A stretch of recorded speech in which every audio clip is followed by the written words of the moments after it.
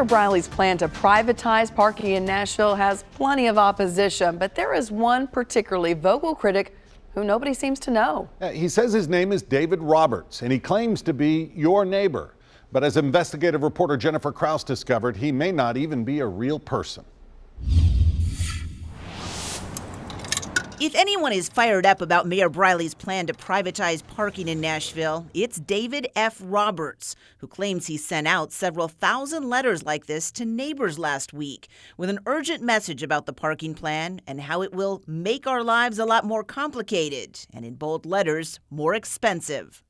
Then he posted this YouTube video. Hi there, I'm Mike Johnson. And featuring a guy who claimed to be Mike Johnson from Nashville, railing against privatizing parking here. If you don't think that you should have to pay for parking on your own street, then you need to tell the mayor and your councilman. But we found this guy is not Mike Johnson from Nashville. If you've ever needed a transmission, he's nothing more than a paid actor. Customer service can be the difference. Who's appeared in countless commercials. As a medical professional. And promotional spots across the country. You deserve your life back. Often using that very same background.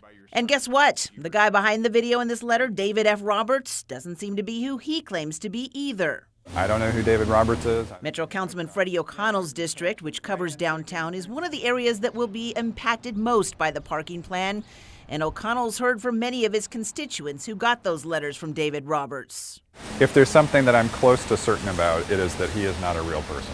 What we know is that David F. Roberts does not own property here in Nashville, and there's no one by that name registered to vote in Davidson County.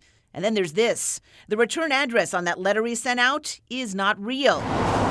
It's just a parking lot south of the Gulch. And this is somebody who is preying on the idea of being a concerned neighbor who's clearly not an actual neighbor. O'Connell says this does not look like something a group of neighbors would put out, but rather something from a professional political campaign. This has the fake handwriting in blue ink that's been mass produced. He calls it a deceitful way to persuade people. The councilman believes the mayor's parking plan is something Nashvillians should be talking about, but those involved in that conversation, he says, should be totally transparent and honest.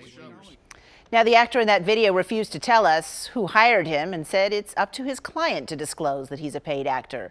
Freddie O'Connell, meanwhile, says he has asked Metro's legal department to look into the letter and investigate whether it violates any campaign finance laws.